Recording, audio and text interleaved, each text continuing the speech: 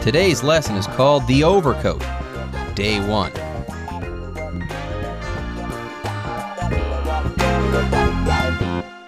Hi everyone, my name is Jeff. I'm Roger, and today we're going to kick off the month of March with a short story. It's an old short story written by a Ukrainian writer, and this story is all about an overcoat or a jacket. That's an interesting story because now it's March, it's still kind of cold, and we still need to wear our overcoats when we go out. Yeah, guys, you might want to Google the name of this Russian author who was born in the Ukraine, okay? You might want to Google his name. His name is Nikolai Gogol. So, yeah, you get it? Go Google Gogol. Nikolai, what's his name again? Nikolai Gogol. And go Google it. Go Google it, everyone. Google Gogol, yes. And to be honest with you, I've never heard of this writer myself, but hey, I took the opportunity to check out this story before today's lesson, and it is a pretty cool story. It's easy to read and it's not too long, so maybe you might consider reading it yourself. But hey, if you're busy with work or school and you don't have time to read even a short story, then our summary of the story today will have to suffice. So let's get to it, everybody. Let's talk about the overcoat. Let's listen to the first part of our lesson right now. The Overcoat. Writer Nikolai Gogol was born in the Ukraine in 1809. At the age of 19, he moved to St. Petersburg, Russia, with dreams of becoming a famous writer. His earlier short stories, based on Ukrainian folklore, received critical praise. However, it was his later works that cemented Gogol's literary name. Set in St. Petersburg, these stories satirize Russian bureaucratic life using elements of fantasy. The Overcoat is among this group of stories. 大家好，今天第一个单字我们看到的是 folklore。这个字当作名词，代表民间传说或是民俗的意思。例如 According to Taiwanese folklore, if you whistle at night during the ghost month, the ghosts might follow you home. 根据台湾民间传说，在鬼月的晚上吹口哨，鬼会跟着你回家。接下来我们看到的单字是 cement。这个字当作动词，它有巩固、加强或是用水泥结合的意思。所以我们可以说 The company cemented their partnership by announcing a merger of their R&D divisions. 那些公司借由宣布研发部门的合并，来巩固彼此的合作关系。再来我们看到的单字是 literary。这个字当作形容词，代表文学上的意思。例如 The poet was celebrated for her literary achievements. 这位诗人因为他的文学成就而受到赞扬。接下来我们看到的单字是 fantasy。这个字当作名词，它有幻想小说、故事的意思。例如这本书是关于一座奇特的岛上有一群罕见生物的幻想故事。英文可以这么说This book is a fantasy about a strange land with many unusual creatures.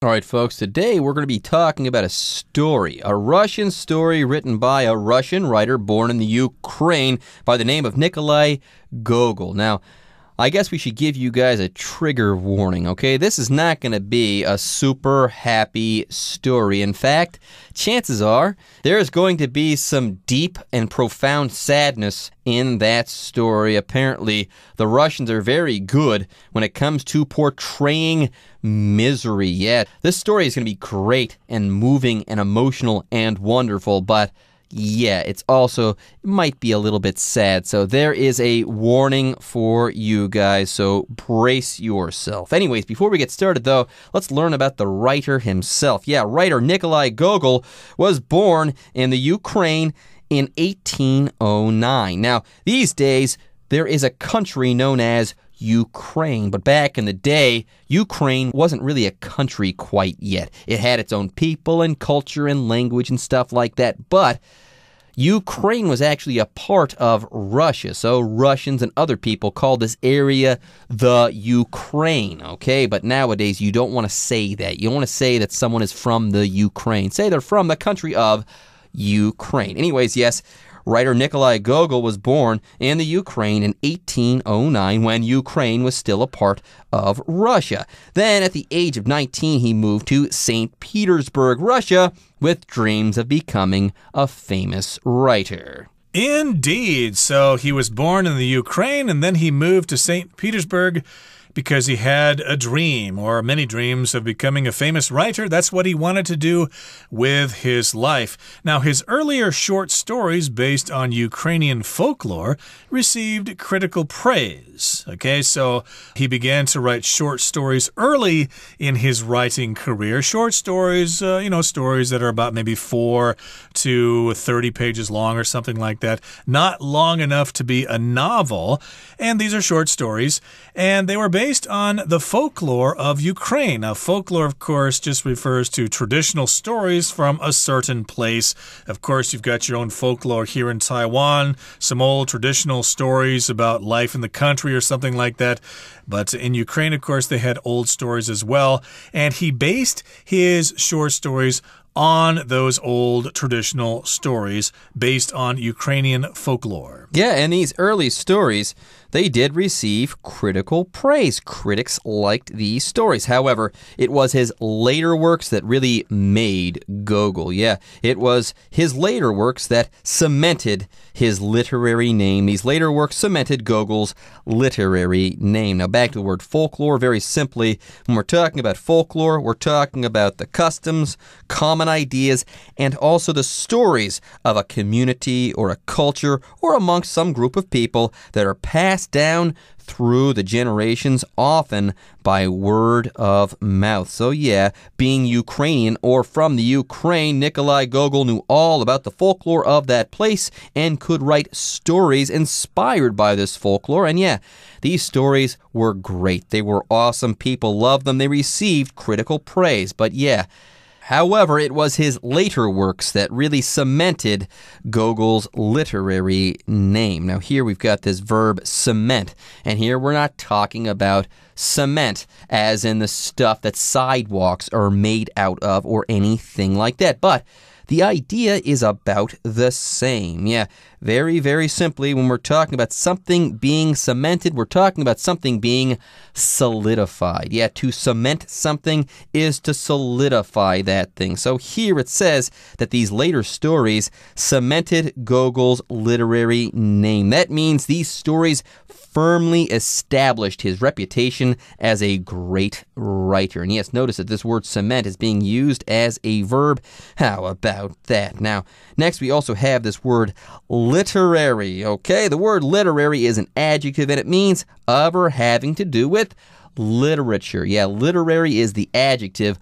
Literature is the noun. And yes, when we're talking about literature, we're talking about good writing, fine writing. We're talking about writing that is considered high art. For example, I could say Hamlet, Prince of Denmark, is a literary work by Shakespeare. So here, of course, his later works cemented his literary name. They made him famous in the world of literature. Even though his early short stories were good, his later works of literature, I guess, made him even more famous. And set in St. Petersburg, these stories satirized Russian bureaucratic life using elements of fantasy. So these stories were set in St. Petersburg. The stories took place in the city of St. Petersburg in Russia, and they satirized the bureaucracy of Russia. To satirize just kind of means to make fun of something, to criticize it, but you're not being direct. You're using a story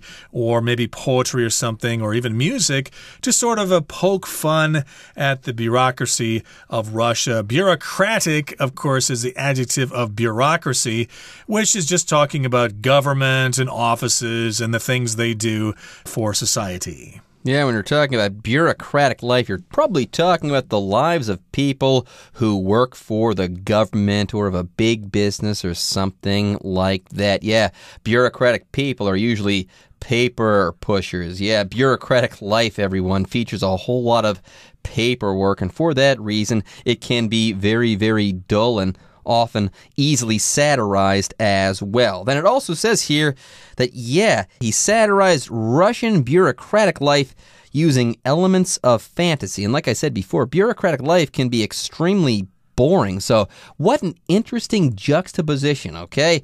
He used fantasy to satirize Russian bureaucratic life, which is really interesting because I can think of nothing fantastical about bureaucratic life. Yeah, fantasy just refers to things that are imagined for a story or a movie or something, and it's probably not possible for those things to exist in reality. Like The Lord of the Rings, for example, is a fantasy novel because it involves all these different kinds of creatures like goblins and elves and hobbits and stuff like that. It's a work of fantasy. So in his stories, he uses fantasy to sort of satirize or make fun of Russian bureaucracy, of Russian government, and The Overcoat is among this group of stories. So The Overcoat, the story we're talking about today, is a work of fantasy that is satirizing Russian bureaucracy. Okay, everybody, let's move on now to the second part of our lesson. We'll listen to it first.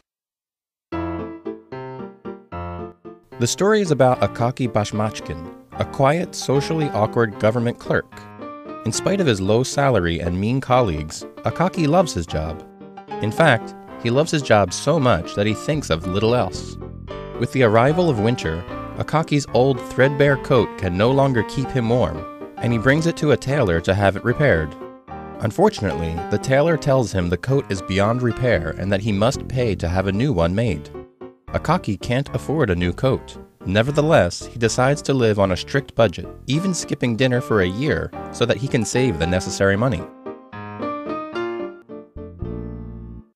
第二部分我们看到的单字是 awkward， 这个字当作形容词，代表笨拙的或是令人尴尬的意思。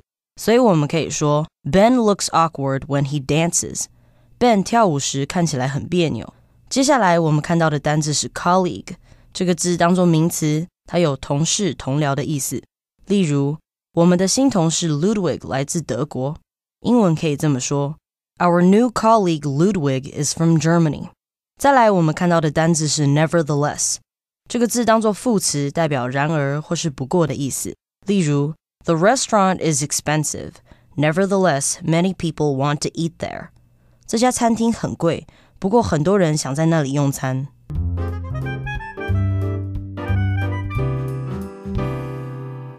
All right, everyone. The name of the story is The Overcoat, and the name of our protagonist, our main character in this story, is Akaki. And that's not it. Yeah, that already sounds bad and tough. Get this. This is the full name. Akaki Bashmachkin. Yeah, the story is about a guy named Akaki Bashmachkin, a quiet, socially awkward government clerk. Now, before we move on here, and I'm not going to say that name again for right now. That's really tough.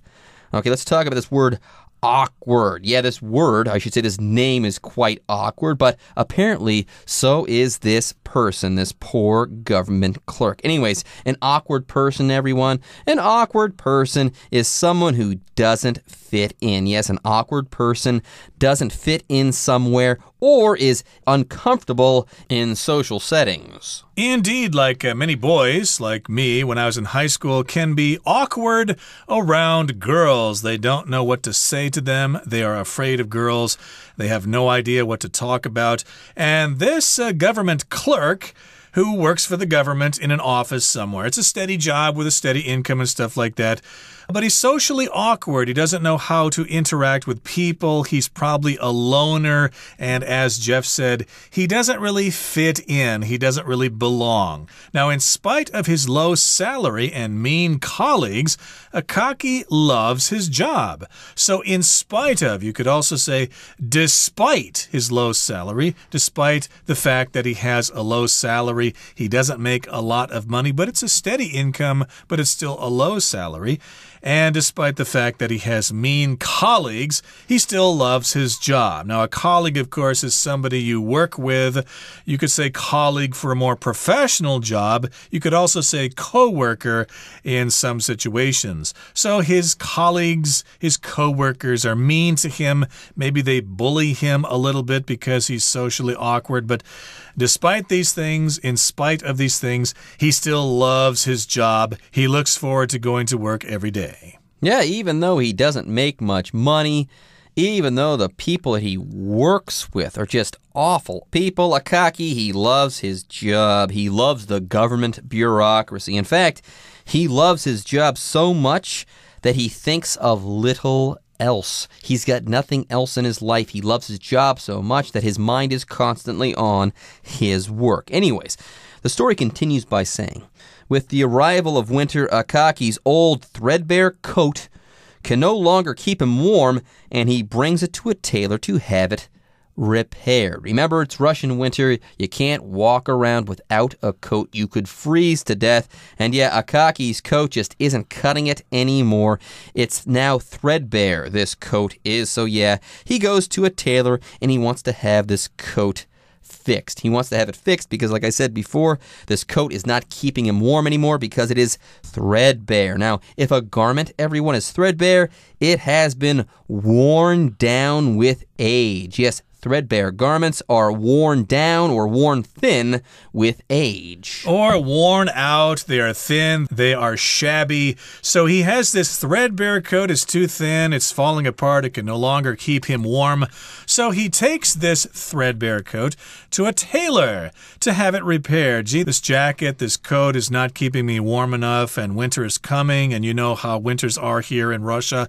Can you do something for me? Can you repair this overcoat? Can you fix it? Well, unfortunately, the tailor tells him the coat is beyond repair. If something's beyond repair, it's just not possible to fix it anymore.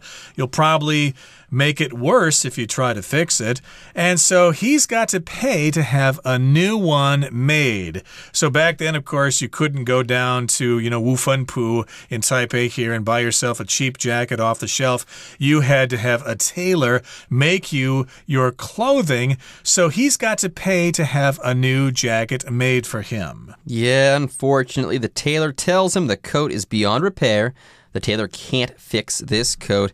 And yeah, he also says that, hey, you, Akaki, you have to have a new coat made. Now, here's the bad part. Akaki can't afford a new coat. Nevertheless, though, he decides to live on a strict budget, even skipping dinner for a year so that he can save the necessary money. Yeah, Akaki, he lives on a strict budget. How strict? Yeah, he doesn't eat dinner for an entire year to save the money to get a new coat. Anyways, before we take a break, let's talk about this word nevertheless.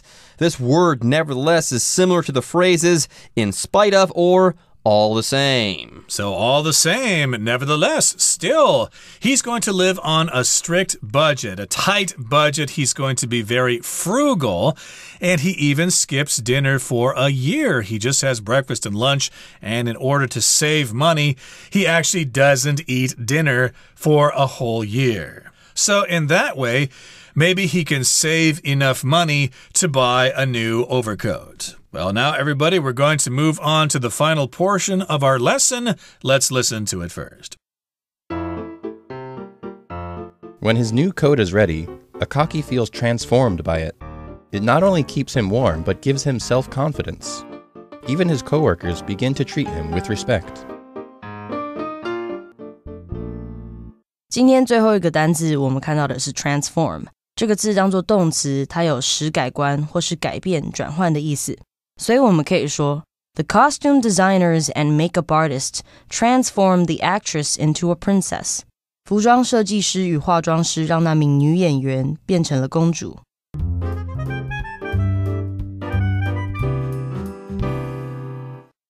Okay, everyone, we're reading a Russian story, and boy, is it ever a sad story. And yes, even though the next things that are going to happen are kind of upbeat, just brace yourselves and wait for day 2. But yes, day 1 of our story is going to end on kind of a good note for our friend Akaki. Get this. When his new coat is ready, Akaki feels transformed by it. Yes, this coat totally changes him. Yes, to transform something is to completely change that thing. Yes, Akaki loves this new coat. It makes him feel like a new man. It not only keeps him warm, but it gives him self-confidence. How about that? Now, self-confidence, let's talk about that. Self-confidence is confidence in one's self, okay? Confidence, by the way, is similar to self-esteem. So before, Akaki was an awkward guy. Now, with this new coat in tow, he is a new man. He's been transformed. He feels great about himself. He has all sorts of self-confidence. That's right. Of course, nowadays, you might be transformed if you buy yourself an expensive luxury car. You can no longer feel that you're an insignificant little nothing. Now you are a leader, you're a boss, and everybody is going to want to be your friend. You will be transformed by your new car. But in this particular case, hey, all he needs is a new coat. He feels transformed. He feels like a new man, and he's got some self-confidence now. He feels he can do anything if he sets his mind to it. And even his coworkers begin to treat him with respect. Wow, Akaki's got a new overcoat. He looks like a sharp-dressed man right now. We better quit making fun of him and treating him badly. We're going to treat him with respect. So good for him. All he needed was a new overcoat. That brings us to the end of our lesson for today. Time now to listen to our Chinese teacher.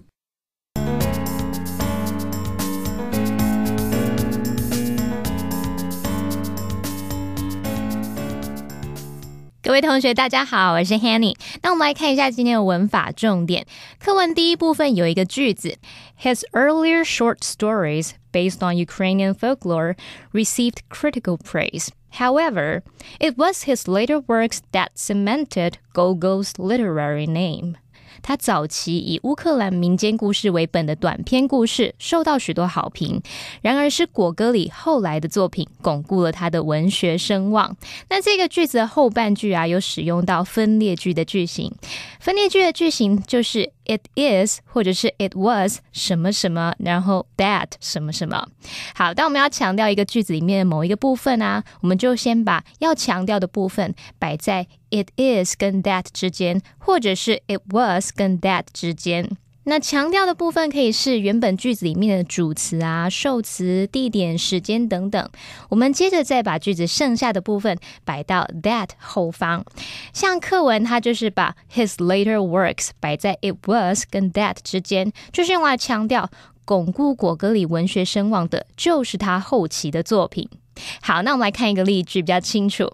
It was their terrible service that put me off. 就是他们那差劲的服务让我很反感，让我觉得很厌恶。好，另外如果我们要强调部分是人，那你也可以把 that 改用 who 表达，像是It was Jane who told him the secret, not me. 是 Jane 把秘密告诉他的，不是我啦。好，那接着我们来看课文第二部分。故事主角的破旧外套已经没有保暖效果了，然后课文就提到说 He brings it to a tailor to have it repaired. 他把外套拿去给裁缝师修补。还有下一句他说Unfortunately, the tailor tells him the coat is beyond repair and that he must pay to have a new one made. 遗憾的是，裁缝师说他的外套破旧到没有办法修补了，他必须花钱做一件新的。好，这边两个句子呢都用到 have 加上受词加过去分词的句型，像是 have it repaired 以及 have a new one made。那我们就顺便来学一下实义动词 have 的用法。Have 当实义动词的时候，它的受词补语可以是原形动词、现在分词或者是过去分词，可是各自的用法意义不同。好，我们来看第一种是 have 加上受词加原形动词，这是用来表达命令或是要求像要求某人做某事。那这常常用在一次执行完成的动作，或者是这个动作它一定要在某个时间内完成。例如 Holly had her sister do the dishes. Holly 教她的妹妹洗碗。好，再来看第二种是 have 加上受词加过去分词。那其中这个受词呢，常常是事物，这就表达请人做某事，让人来做某事。例如I had my laptop repaired yesterday. 我昨天请人家帮我修理笔记型电脑。好，再来看第三种是 have 加上受词加现在分词，那这是用来强调动作持续进行或者是自然的发生，像是 He turned on the electric fan and had it running all all night. 他把电风扇打开，然后就给他整晚都开着。好，以上是今天的重点整理，接着我们就来回顾今天的单字吧。Folklore. Caitlin made a movie based on Aboriginal folklore for the film festival. Cement. Their weekend camping trip cemented Ryan and Nick's friendship. Literary. Virginia Woolf was one of the greatest literary figures of the early 20th century. Fantasy. I enjoy reading science fiction and fantasy novels. Awkward. We made an awkward attempt to shake hands. Colleague. I join my colleague for lunch at the nearby cafe every Friday. Nevertheless. Although she had already seen the movie, Ellen nevertheless had a good time. Transform. The makeover transformed Stephanie into a confident and friendly person. Okay, everyone. With that, today's article is now complete. But, as always, we sure hope that you guys have enjoyed reading along with us. Anyways, I'm Jeff. I am Roger. See you next time.